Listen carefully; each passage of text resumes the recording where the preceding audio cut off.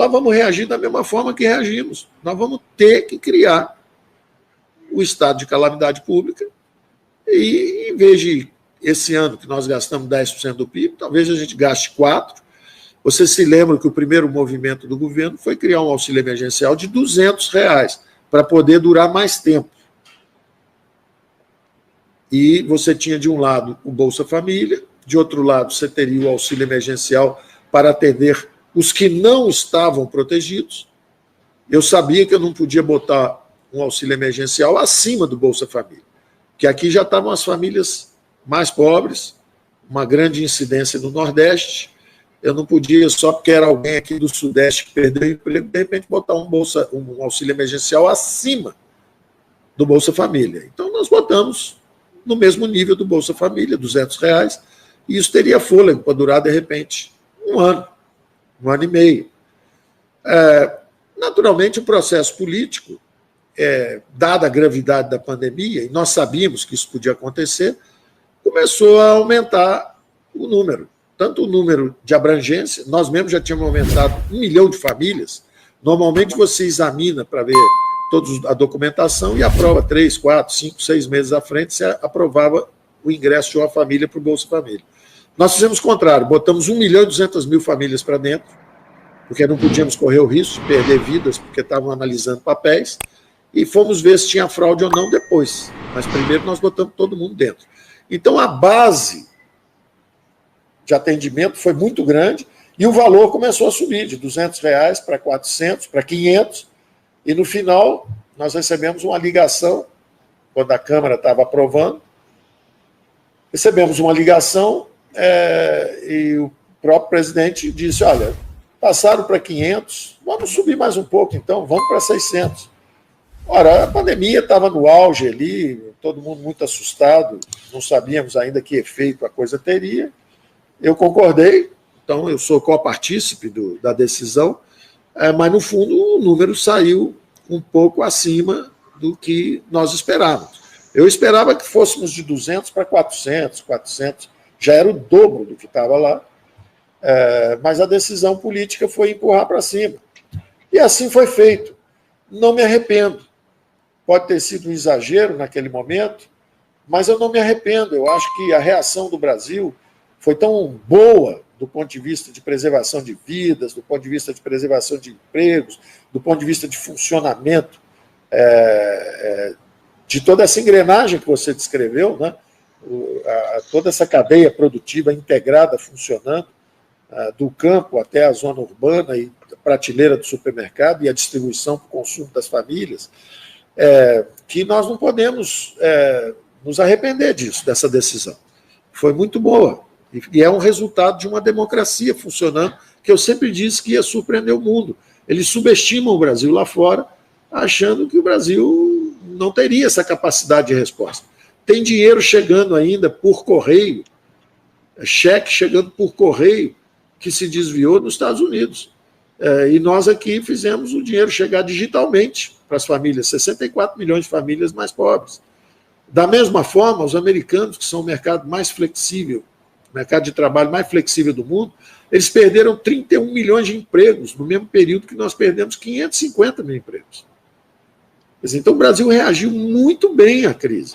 A democracia brasileira deu uma resposta fulminante aos céticos, a quem desconfiava do Brasil. Então, e eu acredito que o Brasil vai fazer a mesma coisa, na pergunta sobre o auxílio emergencial. A ideia é que o auxílio emergencial foi criado para enfrentar uma calamidade. A pandemia está descendo, o auxílio emergencial está descendo junto. A pandemia vai descendo, o auxílio emergencial descendo junto e a economia voltando do outro lado. Essa é a nossa realidade, esse é o nosso plano A. Mas veio uma segunda onda da calamidade. Ok, nós vamos decretar um estado de calamidade pública de novo e vamos nós de novo, com a experiência que temos agora, recalibrando os instrumentos, vamos ter que recriar. E, em vez de aumentarmos a dívida em 10% do PIB, como aumentamos esse ano, vamos aumentar, de repente, mais 4% do PIB o ano que vem, se for o caso, se houver essa segunda onda. Mas não é a nossa hipótese de trabalho. Isso é algo que nós vamos ter preparados. É um plano de contingência. A nossa hipótese de trabalho é ir retirando os estímulos, como estamos fazendo, era 600, baixa para 300, depois aterriza ali na frente, ou numa versão Renda Brasil, de renda básica, ou na própria Bolsa Família que existia antes. Essa é o que está programado. Nós temos as duas possibilidades, é uma escolha política, tem um programa bem desenhado, evolucionário, sem fazer nenhuma absurdo fiscal, tem que ser fiscalmente sustentável, tudo arrumado direitinho. Mas pode ser que precise de mais debates políticos a respeito. O presidente foi muito claro, ele disse, eu não vou tirar do pobre para dar para o paupérrimo. Os programas de focalização normalmente concentram, 75% dos brasileiros recebem menos que 1,5 salário mínimo. Então, quem recebe mais do que isso, que era o caso do abono salarial, o presidente disse, não vou tirar daqui para passar para lá. Então, esses programas que são recomendados pelo Banco Mundial, que nós estamos trabalhando há 1 ano e pouco em torno disso, politicamente, o produto não foi considerado satisfatório pelo presidente. Então, o presidente disse, olha, eu prefiro voltar para o Bolsa Família, se for esse caso. Então, nós não vamos fazer nenhuma irresponsabilidade fiscal e pode ser que a gente aterrize no Bolsa Família ou no Renda Brasil, que é esse programa alternativo. Só que não era a hora, você no meio de uma eleição, todo mundo indo para a base, não era a hora de haver essa discussão. Então, a própria classe política tomou a decisão de empurrar essa decisão um pouco para frente. Isso vai ser discutido. Hoje eles estão justamente empenhados na renovação de mandatos, nos apoios locais que estão fazendo. Então, a resposta hoje, se você perguntar assim, qual é o plano para o auxílio emergencial? Remoção gradual. Está marcado para 31 de janeiro desse ano, acaba o auxílio emergencial, que já foi 600, caiu para 300, e ele acaba. E nós voltamos para o Bolsa Família. Esse é um plano A. Existe possibilidade de haver uma prorrogação do auxílio emergencial, aí vamos para o outro extremo. Se houver uma segunda onda de pandemia, não é uma possibilidade, é uma certeza. Nós vamos ter que reagir. Né? Mas não é o plano A, não é o que nós estamos pensando agora. Quanto à Renda Brasil, ou Bolsa Família, ou mesmo auxílio emergencial, existe uma possibilidade de prolongar um pouco, etc, etc. Tudo isso só será discutido após as eleições. Isso não pode ser discutido agora. O que a economia diz é o seguinte, o plano A é a retirada gradual dos estímulos e o plano B é só se a pandemia vier. O que nós não faremos, e eu tenho repetido, eu repito sempre isso, porque uma nação não é apenas um acordo entre contemporâneos.